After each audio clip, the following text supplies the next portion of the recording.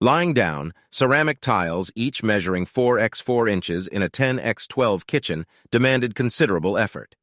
Ronnie Jackson meticulously applied adhesive to each tile before carefully aligning it with the previous one. Ensuring proper alignment, he nodded in satisfaction, recognizing that even minor deviations in millimeters could jeopardize the project's success. Given Eccles's renovation and remodeling's commitment to 100% satisfaction, Ronnie ensured every tile was flawlessly installed before proceeding. Sensing the completion of a row, Charlotte, Ronnie's wife, contacted Eccles on Ronnie's behalf.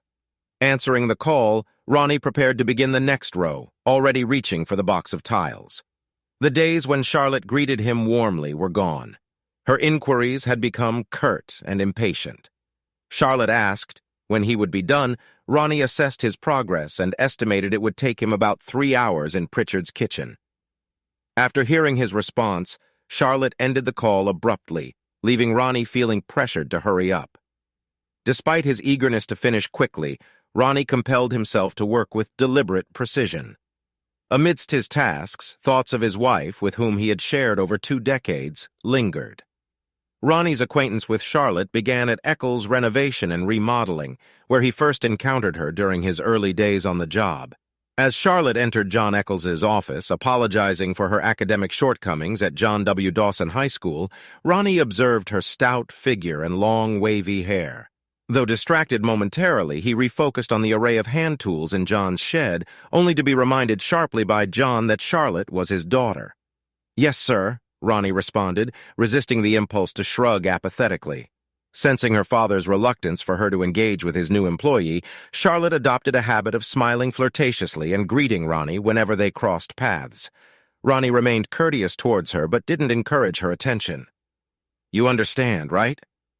John had admonished Ronnie. "I don't want you chasing after my daughter, got it?" "I'm not pursuing your daughter," Ronnie replied honestly. In truth, 21-year-old Ronnie found 17-year-old Charlotte Rayner Eccles nothing more than a nuisance. She carried at least 50 extra pounds, struggled with severe acne, and possessed qualities that Ronnie found particularly unattractive. Additionally, he considered Charlotte to be quite immature. "Hey, Ronnie," Charlotte said coyly one day as Ronnie and another Eccles employee were unloading their equipment after a long day. "Uh-huh," Ronnie said, struggling with an unopened bag of quick-drying cement. "Listen, I turn 18 on Saturday." Charlotte leaned forward, granting Ronnie an unhindered sight of her blouse's front. "That looks nice," Ronnie remarked. "Happy birthday." Another coworker chimed in with a smile. "So, Ronnie, what's my birthday present?" Charlotte playfully inquired. Close your eyes," Ronnie proposed, dragging his bag to the pickup truck's rear door. "Sure thing," Charlotte giggled. "What do you see?" Ronnie asked, tossing his bag into the vehicle. Nothing," Charlotte replied. "This is your gift. Happy birthday," Ronnie announced, dragging the bag of cement towards the barn. Lois Eccles compelled John Eccles to invite Ronnie Jackson to their home for Charlotte's birthday celebration. A medical store in Dolans, Utah sold Ronnie a lovely birthday card, while a pawn shop in Fairway, Utah provided him with a beautiful silver bracelet for $20. Lois pressured John into asking Ronnie to escort Charlotte to the prom. Despite wincing at Charlotte's appearance in a tight sleeveless dress, Ronnie courteously accompanied her, posing for photos, dancing with her, and escorting her home with a goodnight kiss. Days later, John reprimanded Ronnie for Charlotte's heartbreak due to his failure to call her. Despite his reluctance, Ronnie contacted Charlotte and asked her out, leading to subsequent dates. On the 5th date, Charlotte gave Ronnie her pureness. Tracy Lois Jackson was born 5 months after their wedding, and for the subsequent decade, Ronnie Jackson endured the least desirable assignments at Eccles renovations and remodeling. Ronnie was convinced that on some occasions, John Eccles deliberately secured jobs for Eccles renovation and remodeling just to burden his son-in-law with arduous tasks. Throughout the first 16 years of their marriage, Charlotte Jackson proved to be a devoted wife, striving to understand her husband's preferences and dislikes, mastering his favorite dishes, and observing silence on Sundays during Denver Broncos games. Charlotte also made efforts to lose weight, albeit with fluctuating success. Her skin improved somewhat, but acne scars remained visible, even with the aid of cosmetics. Despite these challenges, when Tracy attended Grover Cleveland Elementary School, Charlotte secured employment at the Garland County Public Library. Despite its modest pay, the comprehensive benefits, including health and dental insurance, made it a valuable opportunity. Right after commemorating their 16th wedding anniversary, Charlotte's cousin Darlene relocated to Dolans, Utah with her third or fourth husband in tow. There were about some mystery. Darlene's boisterous, crude nature was matched by her husband Gary, who was no better, particularly since he was an ardent Dallas Cowboys fan. Unfortunately, Darlene's negative influence rubbed off on Charlotte, who became loud, brash, and prone to complaints, neglecting household duties, including cooking. Despite this, Ronnie, skilled in the kitchen and cleaning, didn't mind the extra workload. However, what was initially occasional slack turned into a nightly occurrence, as Charlotte, Darlene, and Gary often found activities outside the Jackson house. Meanwhile, Tracy learned household chores and sewing buttons on her school uniform, harboring resentment toward her father for her mother's neglect rather than directing it at her mother. Ronnie's timing was almost impeccable. 3 hours after Charlotte's call, he completed the threshold installation. Struggling with stiffness in his back, Ronnie pondered his age while gathering tools and remaining tiles from the Pritchard house. Contacting Joe Nichols, Ronnie winced at the man's slurred speech, a result of a near-fatal blow that left him recovering slowly. John suffered a massive stroke shortly after his wife Lois disclosed her breast cancer diagnosis. Despite Lois's double mastectomy and radiation treatment, she remained burdened with caring for her husband, Dennis Eccles, aided by their sons, Brian and Paul. Along with Ronnie's assistance when necessary, Charlotte, the family's sole daughter, remained her mother's constant companion, driving her to Fairway Hospital and offering comfort during her moments of pain. Despite Lois's passing, John appeared reluctant to let go of life. Daily, he was wheeled into the office, cursing his useless left hand as he attempted to type on his computer keyboard. Afterwards, Dennis, Brian, or Paul would drive John home. Ronnie informed John over the phone that he was leaving Pritchard's job, and it was finished. John responded with grunts, barks, and wheezers. Back home, Ronnie savored the aroma of his favorite meal, pork chops, mashed potatoes, and French-cut green beans. After John suffered a debilitating stroke, Charlotte put the Jackson family on a heart-healthy diet. Despite losing 40 pounds on the diet, Charlotte remained overweight. Ronnie accused Tracy of going to Brigham Young University solely to avoid Charlotte's bland cooking, a claim Tracy didn't dispute. While Charlotte was busy at the stove, Ronnie leaned in for a kiss, but she waved him away and pinched her nose. Ronnie tossed his clothes into the hamper and washed away the sweat from his tired body. This work was tough enough when he was 21, and at 43 it strained his capabilities and didn't benefit his health. However, Dennis, Brian, and Paul paid no heed to his struggles. With mounting medical bills from John Eccles's rehabilitation, they claimed there was no money in the budget to hire help. Drawing himself off, Ronnie ignored the reflection of a fit man in the foggy mirror. Clad in a t-shirt and shorts, he went downstairs, just as Charlotte was setting his plate.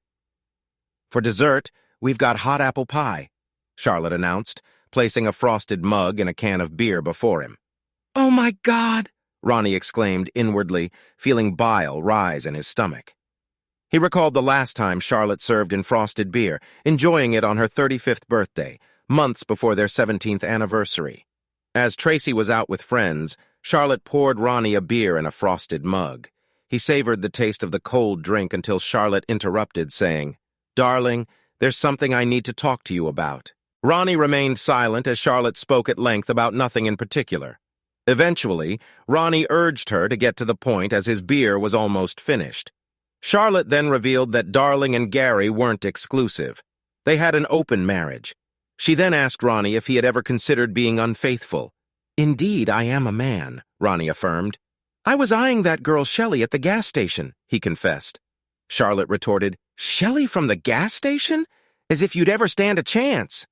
"But I'm married," Ronnie added. "Sure, I think about it, but that's where it ends." "Did you think I'd take it further?" Charlotte pressed on. "Did you believe you could act without facing consequences?" "I can't, Charlotte," Ronnie stated. "We're married. We made vows before our family and friends." Finishing his drink, Ronnie got up, cleaned his mug, and said, We pledged to be faithful to forsake all others, including Shelley from the gas station. We could renew our vows, Charlotte proposed. No new vows? Ronnie replied firmly, placing the clean mug in the cabinet. Our original vows suffice. While Darling and Gary may have an open marriage, we don't and never will. But Charlotte began. No buts. End of discussion. Ronnie cut in, exiting the kitchen. Ronnie hoped that was the end of it. However, Charlotte revisited the topic twice more. Each time, Ronnie firmly declined. But honey, Charlotte persisted, it's a testament to our love. We trust each other enough for this. Annoyed, Ronnie retorted. Do you even hear the nonsense you're saying? If you think I should let you cheat to prove my love, maybe I don't love you. Frustrated when Charlotte mentioned an open marriage for the fourth time, Ronnie called her father. Charlotte watched the phone ring. Hello, John. How are you? Ronnie greeted. Charlotte's expression turned pale, realizing Ronnie was speaking to her father. Adding to her unease, Ronnie asked for Lois. Hey, Lois. Charlotte has something to share with you, Ronnie conveyed. Charlotte, tell your mom about what Darlene told you. Reluctantly, Charlotte took the phone from Ronnie. As she tried to stand from the table, Ronnie, foreseeing her move, firmly restrained her. Feeling cornered, Charlotte rambled incoherently and eventually ended the call. You're despicable, she snapped at Ronnie. Listen, Charlotte, Ronnie warned. Mention this open marriage idea again and our marriage will end. We'll get divorced. Charlotte never raised the topic again. Relieved, Ronnie noticed Darlene and Gary's efforts to reach out diminished. The pair, labeled the toxic twins by Ronnie, visited less frequently. Fast forward 5 years, Ronnie observed Charlotte pouring his beer, nearly overflowing with foam. She wasn't adept at it. I'll be 40 next Tuesday, Charlotte began as Ronnie tasted his pork chop. Yes, he acknowledged, swallowing. And I was a vessel when we met, Charlotte added. Turning 40 and being a vessel, Ronnie remarked, taking another bite. The big four. 0, Charlotte emphasized. During all this time, I've only been with one man, luckily for you, Ronnie quiped. You've been with what, at least 10 women? Kit Charlotte queried. Is that fair? Life isn't always fair, Ronnie responded, sipping his beer. Considering my upcoming birthday and all I've done for you, Tracy and my parents, I think I deserve some freedom. Darlene and I are heading to Las Vegas next week. She found a good deal at a casino, Charlotte shared. Ronnie continued eating and drinking. While there, we might meet some guys, Charlotte proposed. Not necessarily for anything serious, just a date. Let me see what it's like with someone else. It might make me value what I have even more, she said. The sauce is almost perfect, Ronnie commented. What's your take? Charlotte inquired. I've told you the sauce is nearly spot on, Ronnie responded. Charlotte, this is about me branching out, gaining experience, Charlotte retorted. So you're suggesting I'm being unfaithful? Ronnie questioned. I've made up my mind, Charlotte asserted. You can either support me or opt for a divorce. Your choice. I'll initiate the divorce, Ronnie stated. Do we have any ice cream for this pie? Hold on, Charlotte. Divorce is cost a fortune. We can't just brush that aside, Ronnie exclaimed, surprised. What's there to discuss? You've clearly decided everything. You and your dubious cousin are heading to Vegas. You're not asking. You've already chosen Vegas. Forget our massive pile of bills here. You're off to Vegas for your Big 4 celebration. And while you're at it, maybe a date? Even though you're married, you think that's okay? I either support your plan or face divorce, Ronnie said, pushing his empty plate away. Does this pie come with ice cream? It's just for 1 week, Charlotte defended. A week, a day, a minute. It doesn't change anything, Charlotte, Ronnie responded, slicing a piece of pie. Infidelity is infidelity, and I won't be married to a cheater. So no ice cream. Maybe you can take Darlene, Charlotte proposed. Absolutely not, Ronnie chuckled. Charlotte, I wouldn't be with Darlene if she were the last person on earth. Ronnie tasted the pie, frowned in distaste, and said, Oh, wonderful. You used that aspirate stuff, didn't you? Pushing his plate away. Standing up, Ronnie wiped his mouth, exiting the kitchen. I'm seeing a lawyer tomorrow to start the divorce process, Ronnie declared, heading upstairs. Pritchard's job was done, and Dennis wasn't planning anything until he got the green light to rebuild the federal savings and loan. But Ronnie, you never listened, Charlotte interjected. Sure, Ronnie yelled from downstairs. You never heard me. I told you the consequences if you brought this up again. We're getting divorced. in their third bedroom turned home office. Ronnie powered up the computer. Though outdated, it still functioned and had internet access. After entering a search, Ronnie began looking for lawyers. He found Penny Barnes's online form and completed it. Shortly after, he received a call confirming an appointment with Penny Barnes. The next morning at 10, after Charlotte cleaned the kitchen, she went upstairs. Undressing, she got into bed undressed. When Charlotte pressed against him, Ronnie pulled away. "No thanks," he said, turning away. "Good night." Ronnie woke up at his regular time, 5:30 in the morning. Even though he didn't have work, he still rose at his customary hour. Quietly, he left the bed and softly closed their bedroom door. Descending to the kitchen, he brewed coffee and checked his email on his cell phone. An email from Penny Barnes's office detailed what he should bring to the 7 o'clock meeting. Ronnie debated having a second cup of coffee. Hearing Charlotte moving around upstairs, he chose not to make coffee for her. If she wanted some, she could make it herself. No, I told him, give it to me." Charlotte's voice came from her cell phone as she descended the stairs. Spotting Ronnie calmly reading news on his phone, she let out a shriek. She quickly ended her call and pocketed her phone. "Ronnie, what are you doing here?" Charlotte inquired. "I mentioned Dennis hasn't received approval to start rebuilding the federal savings and loans, so I'm free today." Ronnie replied, "The grass is too damp to mow, so I caught up on today's news. Did you hear Burns & Burns is considering a second location?" "You could have saved me some coffee," Charlotte complained. "You can ask Darlene to make you some," Ronnie replied, placing his cup in the sink. Penny Barnes, an attractive brunette, wore glasses that Ronnie suspected were just for show, to appear more intellectual and serious. Penny remarked, examining their financial documents. "You recently refinanced at 3.9%. My daughter's in her final year," Ronnie explained. "Plus, my in-laws had hefty medical bills. Their deductibles were sky-high, then funeral costs. And Eccles was nearly bankrupt. A couple of projects went over budget because Paul failed to time the orders right." "Yes," Penny nodded, reading on. "So, Mr. Jackson, how will divorcing your employer's daughter impact your job?" "I planned to end the relationship," Ronnie responded, a hint of a smile appearing. "But Mrs. Jackson's position at the Garland County Public Library shouldn't be jeopardized," Penny speculated.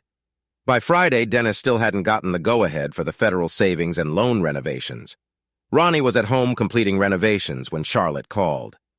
"What's this? What kind of scam?" Charlotte yelled as Ronnie picked up. "Oh, you have the documents," Ronnie remarked. "What's the issue with the first-floor bathroom? You mentioned something needs fixing, but honestly, I can't figure out the problem," Ronnie asked. "And the lock is sticking," Charlotte replied. "We'll need to discuss this when I get home, all right?" "No, we've already had that discussion. Talking hasn't helped, especially when you seem more inclined to heed Darlene over your own husband." "So I'm done talking," Ronnie stated firmly. "I see what's going on. Got it. Goodbye." "But I don't want a divorce," Charlotte lamented. "And I don't want to be married to an unfaithful person," Ronnie shot back. "Anything else?" "No. Goodbye, then." Ronnie declined Charlotte's subsequent call. When John's number flashed on the screen, Ronnie sat down his screwdriver and answered. "Hello," Ronnie greeted. John erupted with a mix of frustrated sounds and exclamations. Ronnie was surprised at the range of swear words he could discern as his father-in-law pressed for details about Ronnie and Charlotte. "It's pretty straightforward, sir," Ronnie began. "Darlene and her spouse practiced an open marriage, and they influenced Charlotte to consider it too. I made it clear I'm not interested in that." Amidst another emotional outburst from John, Ronnie continued, "Your daughter gave me an ultimatum last night, accepted or divorced, so I chose divorce." John attempted to argue further, even resorting to emotional manipulation. "Sir, I appreciate your concern," Ronnie fibbed, "but with 3 sons and a daughter, this issue should be handled by them, not me. Besides, why would I want a business that's been losing money for 3 years?" Ronnie muttered to himself. Charlotte returned home with reinforcements. Ronnie anticipated this and remained silent as Darlene and Gary voiced their perspectives. "You see, Ronnie, since we're secure in our marriage," Gary smirked, "Darlene can maintain friendships outside of it. I mean, as long as she returns to me, right?" Darlene added. "And we share everything, no secrets. It's brought us closer." "Well, that certainly brings clarity," Ronnie remarked. Charlotte, Darlene, and Gary smiled in response. Actually, Ronnie corrected, rising from the couch, after our divorce, Charlotte, feel free to share your life and inner world with whomever you choose. Oh, what's this? Gary smirked. So just because you feel inadequate, Charlotte should suppress her own talents and desires? Ronnie flashed a grin, revealing all his teeth. He then strolled to the living room exit facing the stairs. If believing that makes you feel better, go right ahead, Ronnie said, departing the room once more. That night, Charlotte attempted to initiate closeness. Rest up, Charlotte. You've got a busy day ahead, don't you? Ronnie said with a grin. As was his routine, Ronnie woke at 5:30 and left the bed. He no longer concerned himself with closing their bedroom door, indifferent to whether his early movements disturbed Charlotte. Descending the stairs, he brewed coffee, sipped it while perusing the news on his phone, and found himself scoffing at national headlines. These politicians really should live by their own standards. Lifetime perks, forget it. Try living on Social Security. Private health care? Nope. Here's the same insurance they've mandated for everyone else. At 11, Gary knocked on the door. Ronnie answered, and Gary attempted to enter. Ronnie's firm hand halted Gary's eager advance. What's up? Ronnie inquired. I'm here to pick up Charlotte for the airport, Gary explained, making another attempt to enter. I'll inform her you're here, Ronnie said, nudging Gary back and shutting the door, returning to his recorded sitcom. Shortly after, Charlotte descended the stairs with her suitcase. Why didn't you tell me Gary and Darlene were waiting outside? She demanded of Ronnie. Oh, right, Gary and Darlene are here, Ronnie replied, refocusing on his show. Seriously? Must you accentually? Charlotte exclaimed. As she leaned in towards Ronnie, he sidestepped, leaving her to kiss the empty air. We'll discuss this when I return, Charlotte stated. No, we won't be doing that, Ronnie responded. After watching his sitcom and enjoying a satisfying meal, Ronnie finished his tasks by painting the front door, a pale yellow. It complemented the house's red brick exterior beautifully. He chuckled when their cat, Samson, meowed from the garage. Samson was well provided for with food, water, and a clean litter box. I'll let you out once the paint dries, buddy, Ronnie assured the cat. Upstairs, he canceled their shared credit cards. He wasn't aware of any cards Charlotte had separately and had no intention of supporting her indiscretions or her cousin's lavish lifestyle. He accessed Charlotte's personal bank account and withdrew half the balance. Similarly, he withdrew half from their joint account, from which he was the sole contributor. Utilizing the bank's website, he opened a new account solely in his name and transferred the withdrawn funds there. Online services facilitated the removal of his name from utilities and cable TV. He shrugged off an email from Garland County Power and Light stating the cancellation would occur at the billing cycle's end. Doesn't matter, Ronnie commented to the screen. Time for Sloan's Pizza, Ronnie thought as his stomach rumbled. Charlotte never let me eat there. Maybe I'll drop dead from a heart attack. He ordered pizza and a draft beer. He flirted with the waitress even though she was significantly overweight. She smiled, tapping his wedding ring with her long nail. Ronnie glanced at the ring, his moods souring. He thanked her, left a tip in his truck, and departed. After considerable effort, Ronnie removed the ring, placing it in the console cup holder. Forever love, huh, Charlotte? He mused aloud. Guess that ended today. His trucks signaled low fuel. At the gas station, he initially chose $1.10 worth, but decided to fill the tank completely. Filling 22 gallons sure takes time, Ronnie commented as the pump continued to gurgle. He visited a nearby convenience store and found Budweiser beer. While walking past another set of refrigerators, he noticed containers of ice cream. He picked up a pint of strawberry ice cream and brought both items to the counter. Shelley was no longer working there. She had gotten married, much to the disappointment of Ronnie and many other men who frequented that gas station, just to see her behind the counter. However, Shannon Carlisle, a petite brunette now working there, was almost as attractive as Shelley. Ronnie grinned as Shannon stepped onto a milk crate she had placed by the cash register. On a previous occasion, he had asked her height, to which she sharply responded. I'm 4 feet 8 inches tall. How short are you, Ronnie quipped. Her eyes widened momentarily, then she burst into hearty laughter, brightening her already pretty face. From then on, she affectionately referred to Ronnie as Shorty. Your wife out of town, Shorty? Shannon inquired, observing his purchases. My wife has gone for good, Ronnie replied. Shannon glanced at Ronnie's left hand, then met his eyes. After studying his face briefly, she asked, "So where are you taking me on our first date?" brushing her thick brown hair back with her hand. "Shannon, as lovely as you are, why would you want to date an old guy like me?" Ronnie questioned. "That's about 7 inches," Shannon remarked, bagging Ronnie's items. Charlotte's 40th birthday was on Tuesday. On Wednesday, their daughter Tracy called Ronnie. "Eccles's renovation and remodeling," Ronnie answered. "Dad, yesterday was Mom's birthday," Tracy informed him. "Yeah, so," Ronnie responded, scratching his stubbled face. "Why didn't you call her?" Tracy pressed. "I didn't want this," Ronnie sighed. "I just didn't, kiddo." "Why?" Tracy persisted. "You'll understand soon," Ronnie replied. "Your mother believes that now that she's 40, she should be with other men." "What?" Tracy exclaimed. "What do they teach you in school?" Ronnie retorted. "She's married. Married women don't date other men," Tracy clarified. "Oh, that's so old-fashioned," Tracy laughed. "Goodbye, Tracy," Ronnie said, ending the call. 10 minutes later, Charlotte's number appeared on Ronnie's phone. Despite recognizing the caller, he answered, "Eccles's renovation and remodeling." "Hi, Ronnie," Charlotte greeted firmly. "So how's being a 40-year-old?" Ronnie quipped. "This isn't a joke, Ronnie," Charlotte snapped. "I agree, it's not funny," Ronnie conceded. "And thanks for canceling the credit cards," Charlotte added. "You're welcome," Ronnie responded. "Anything else?" "My birthday was yesterday," Charlotte mentioned. "Why didn't you call?" Ronnie questioned. "I didn't want this. Maybe whoever you're with would have wished you," Ronnie suggested. "Grow up, Ronnie," Charlotte retorted. "Really, Charlotte?" "Adults honor their commitments and respect their vows," Ronnie stated. "Who's Melissa Kalick?" Charlotte inquired. "Remember Melissa Stroham?" "She married Lucy Kalick, the bank manager," Ronnie clarified. "Regardless, she's employed at Gold Standard Real Estate now. I've got this adorable redhead. She's as charming as can be. On the bright side, she believes she can quickly find a buyer for our house," Ronnie shared. "Buyer? Ronnie, we aren't selling the house," Charlotte exclaimed over the phone.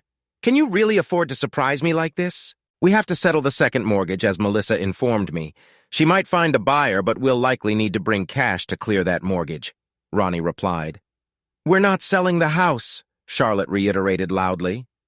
"I've stored all your furniture at the Easy Warehouse on Independence Road, next to Chevrolet Place," Ronnie added. "Unit 212. Your dad has the key."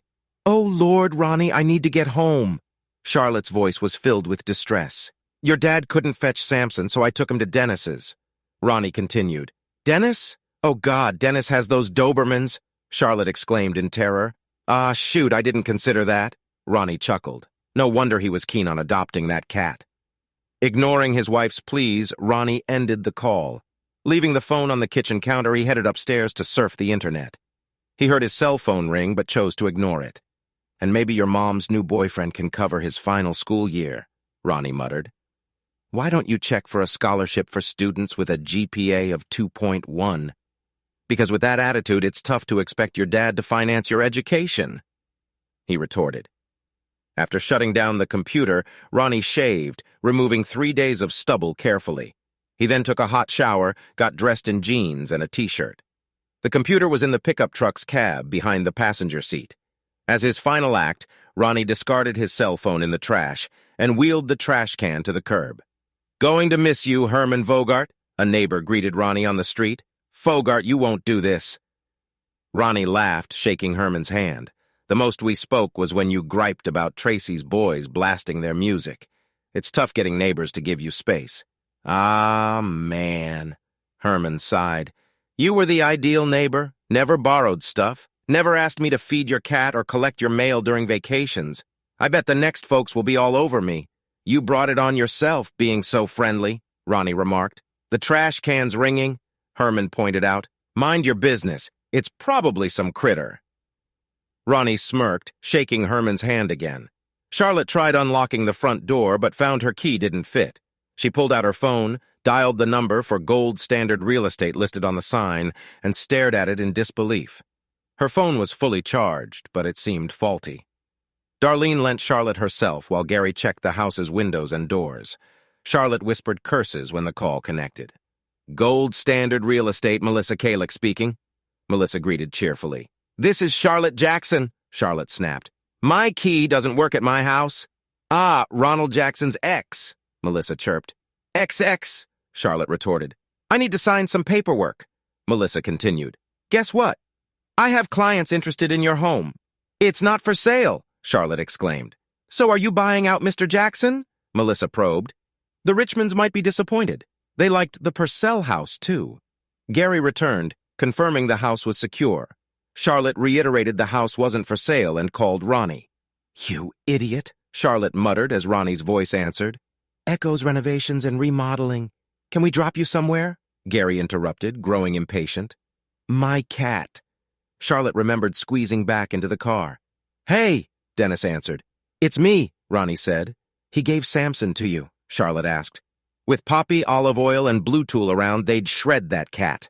Dennis snapped. No, Dad has him. You need to get him. Dad's physical therapist is allergic. Thank goodness. Charlotte sighed.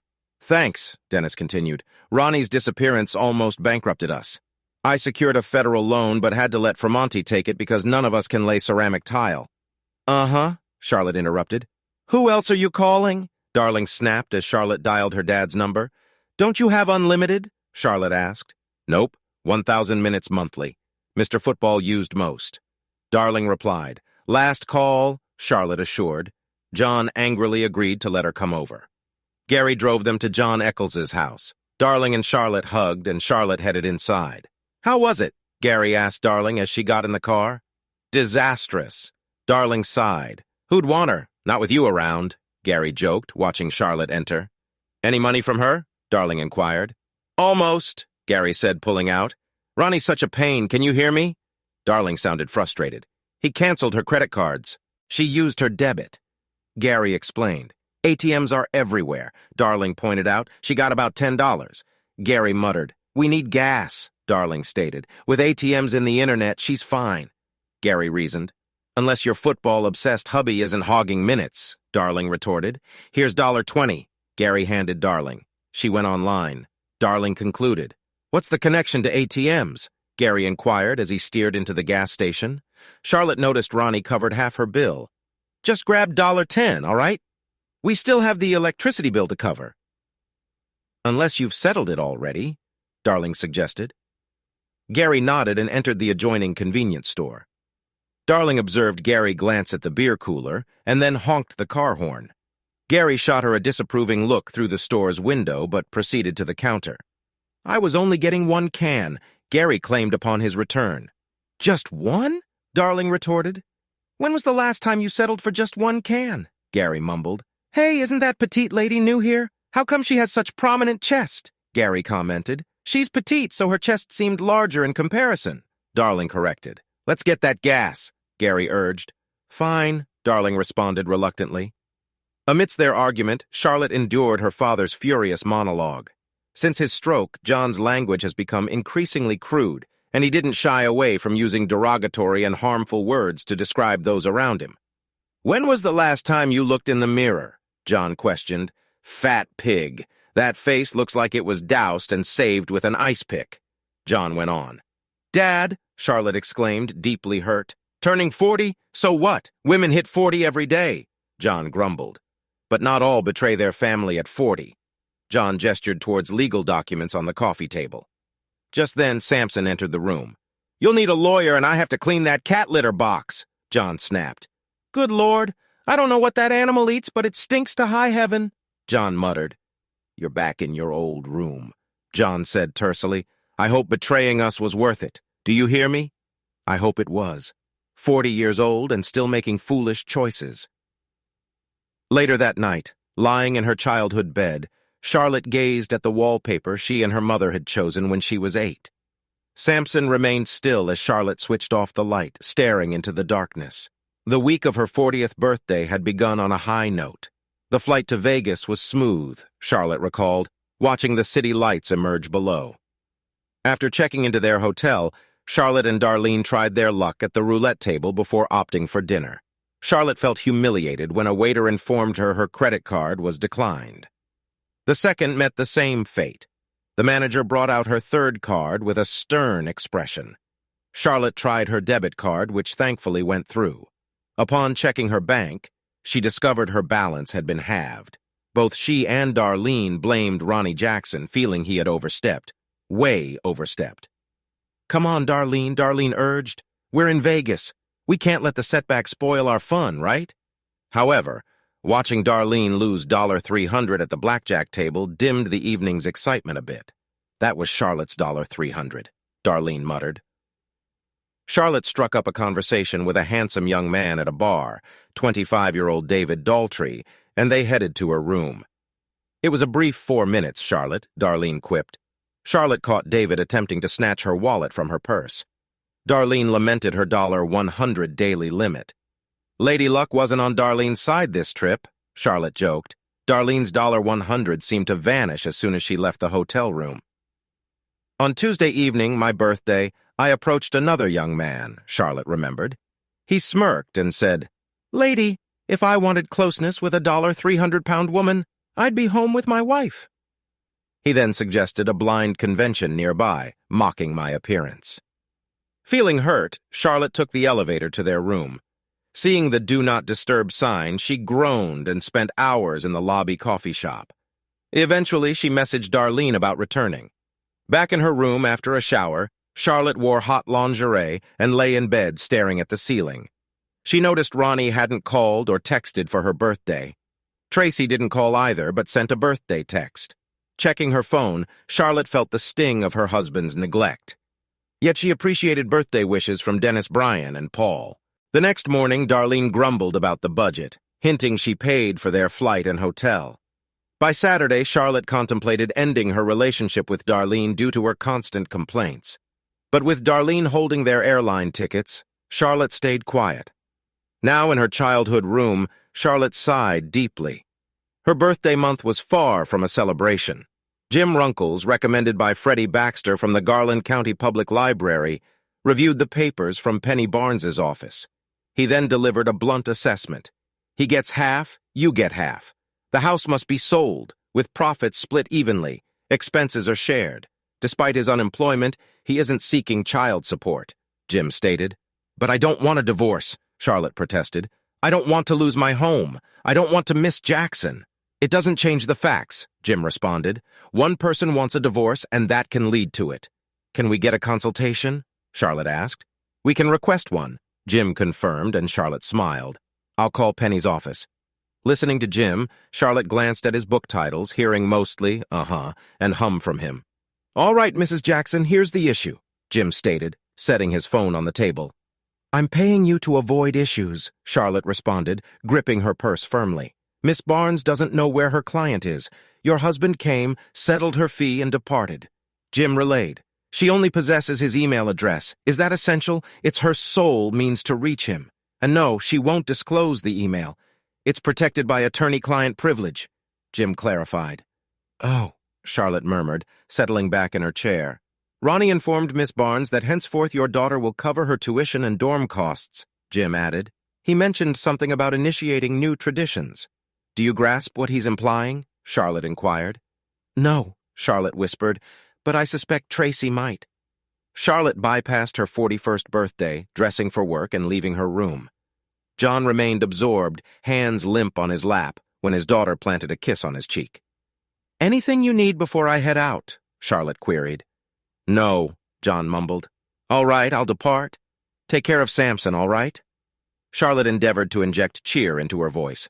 "Everything's fine. My 2 main guys will be good. Got it?" John responded, his words interspersed with grunts and barks.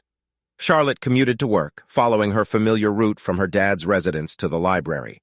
Her phone buzzed, but she waited until parking to check. "Happy birthday," flashed on her screen. "She was Tracy," Charlotte responded flatly. "Thrilled for my birthday, just brimming with joy." Still, she acknowledged Tracy's greeting. Despite shedding 25 pounds since turning 40, Charlotte's transformation went unnoticed. She felt overlooked since Ronnie's departure. Shortly after Ronnie exited, Charlotte discerned the nature of Darlene and Gary's open marriage. Financial constraints bound them, leading to a loveless coexistence in a trailer as mere roommates. Darlene and Gary lacked affectionate gestures. Charlotte recalled Ronnie's warmth and kisses, especially after she cooked him a meal. However, after announcing her solo Vegas trip for her 40th, Ronnie's affection waned. Their last encounter ended with Ronnie evading her kiss. An hour post Tracy's text, Charlotte's phone rang. Reading a message from her boss questioning her tardiness, she disembarked from her car, dazed, and approached her workplace's rear entrance. Tracy received a thank you text from her mom for the birthday wishes, followed by a picture of a brown-haired little girl gazing back at her.